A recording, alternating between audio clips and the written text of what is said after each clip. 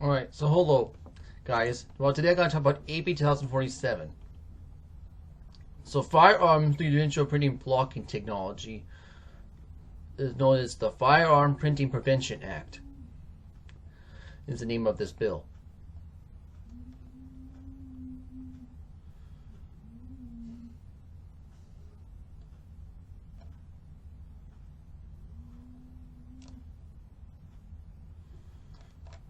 Now let's get into this one now. Alright.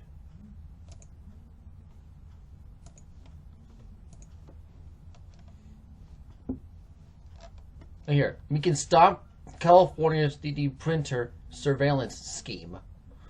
Okay, so that would be AB 2047. So ignoring EF's warnings about the dangers and possibility of implementing new mandate on 3D printing service software, California State Assembly has signed off legislation just to do that, but in the process, the state admitted the bill could be more confusing, while the filling it risks to privacy, speech, and consumer rights.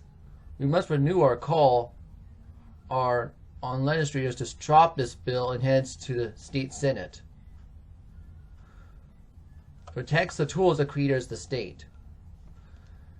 Yeah, I already asked for a no vote on this, but you have to ask for a no vote too if you haven't. Anyway, what's changed on the bill though? Well, since we first wrote AB 2027, a bill targeting 3D printers for a rare and practical already outlawed the practice of manufacturing firearms without a license, but it's packed on several amendments.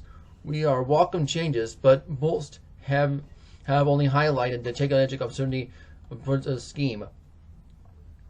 Alright, and now the only core concerns of this mandate centers lawful speech, builds out corporate surveillance, and incorporates open source exploitation, and have been remedied.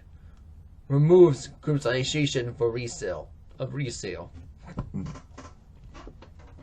Starting with one silver lining. The current bill includes a carve-out for the private resale devices. The original bill will have made equivalent events to digital resale 3D printers before this mandated censorship and surveillance software. This is clear win for the 3D printing community, but it's not unfortunately enough. Effective carve-outs for open source. One of the most devious of the effects of this bill criminalizes individual users on common practices, like creating and using alternative open source programs of their 3D printer. New amendments provide a carve-out for the use of the open source tool, but only if it includes compliant censorship software. This burns open source developers and ambiguous and unrealistic standards for print blocking, and continues the chilling effect for open source users. Removing the actual requirement to work to relate. There's no world of the mandated technology actually works as intended. It will block lawful use of 3D printers and allow firearms to be printed and anyone determined to do so. There's no minute that can change this reality. Instead, okay, Momo, come soon. Well, I'll be right back, guys. My mom wants me. Alright?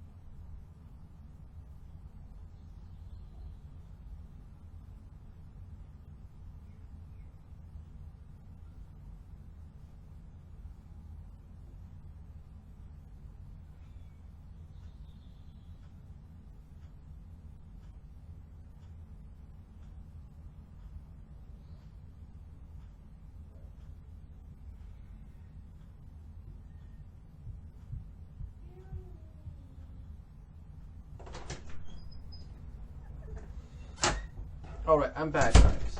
Now, I'll go back to reading this. Okay?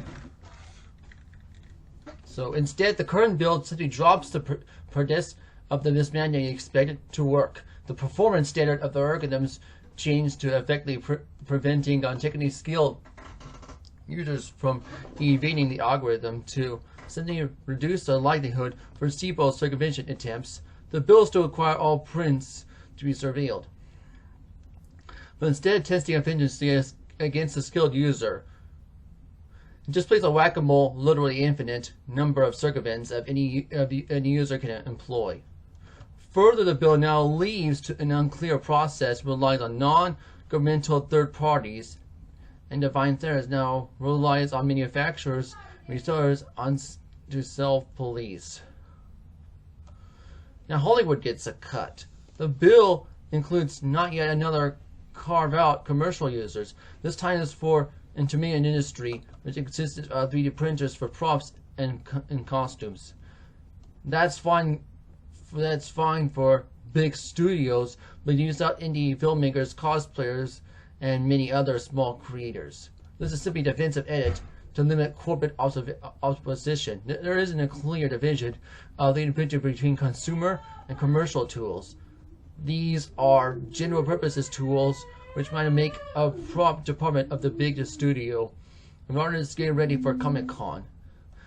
Indeed, consumer level products not only use amateur artists and engineers for developing their skills. Commercial 3D printers, like traditional 2D equivalents, and frequently used in workplaces, professionals are honing their skills and just trying to get the work done at home. Okay, now commercial carve-out centers provides manufacturers many more expensive tier for printers, locking up charging and commercial customers, and these customers will choose to buy gen retail versions. They carry their own price increase of IP theft, and all printing files are surveilled in the way of their hobbyists. There are real risks of business with linking prototypes to new science, owning the printer manufacturer, potentially of the government or general public through data breaches. Now, demanding a senator to oppose AB 2047. This updated version of AB 2047 downgrades prevented standards and removes oversight of threatening privacy for over 3D users of 3D printers. A printer surveillance system won't work for its intended purpose and only harms law-abiding users. Act now demanding standards to vote no on this effective invasive bill. Now, okay, senator.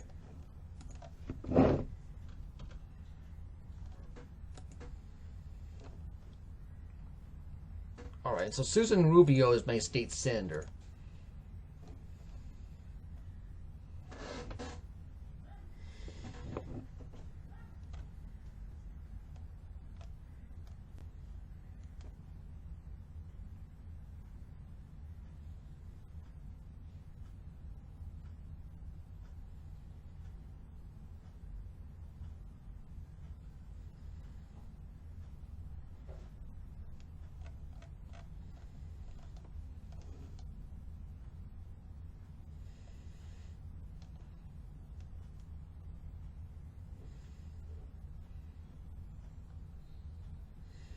Yeah, here's her website right here anyway. Now, and now about her Republican commander, yeah. Let me show you. So, Mike Knitter, if you want to know.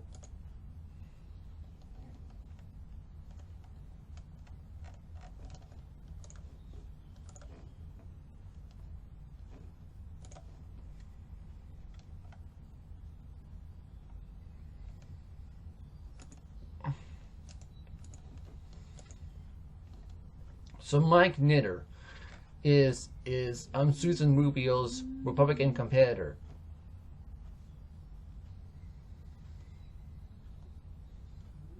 If you want to know anyway.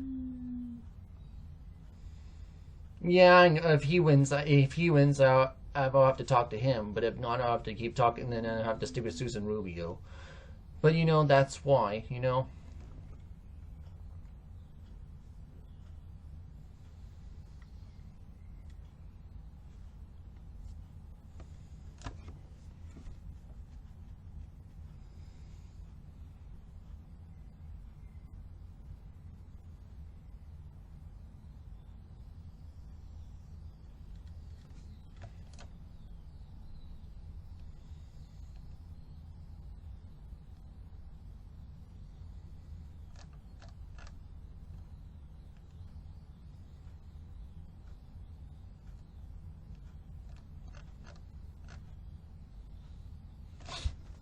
Yeah, so that's what it is. All right.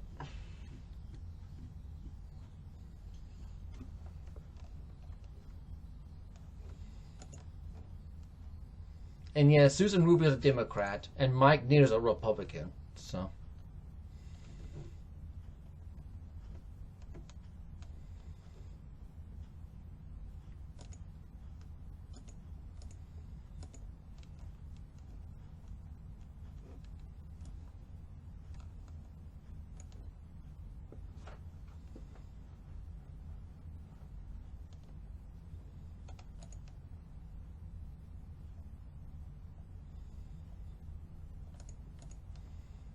Anyway, so he can do is, yeah, I'm more confident to come. He can help on these.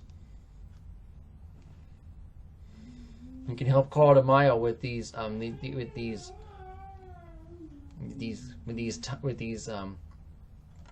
with these campaigns. Well, the top news in these campaigns right here, and then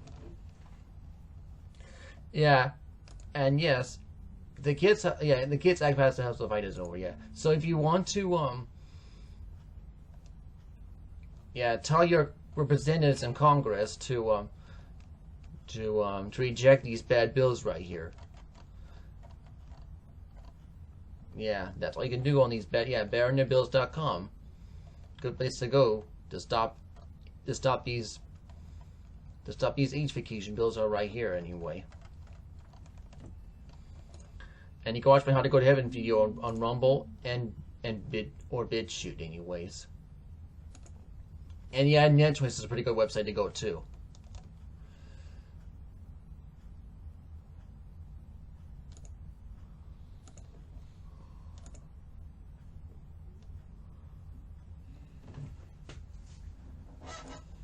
Alright.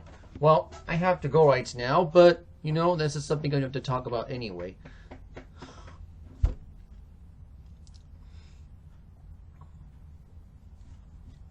And yes, I support Carl DeMaio from Reform California. Even though I can't contact him because he lives in San Diego County anyway, but that's fine.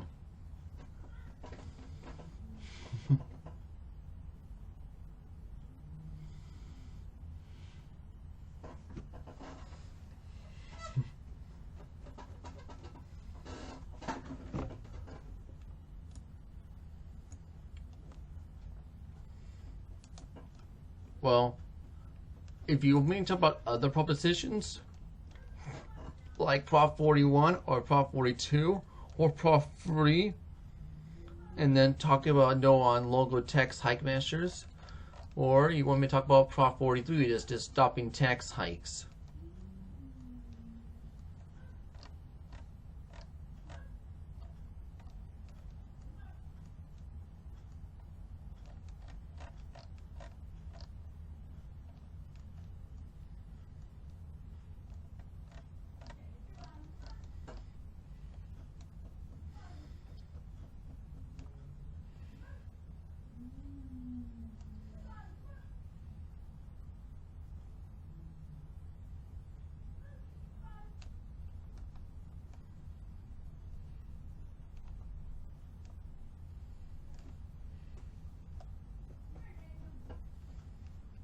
Alright, well, I'll get to that some other time. If you want to talk about, if you want me to talk about Prop 43, we're just stopping tax hikes, I can talk about that too sometime too anyway. But anyway, I have to go right now.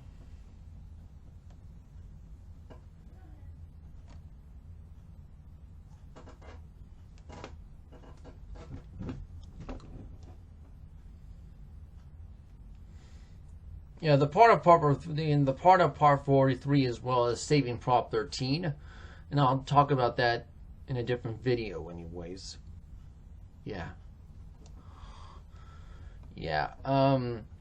Do I support this? Do I support stopping tax hikes and also, yeah, and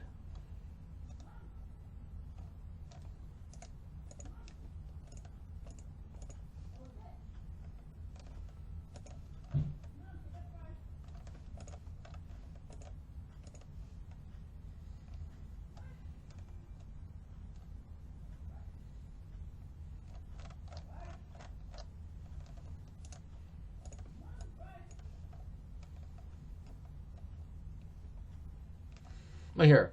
So Prop 43 will protect Prop 13 and make it harder to state local politicians to raise your taxes. So yeah, so it's a proposition that will save Prop 13, and I'll talk about that in a different video anyway.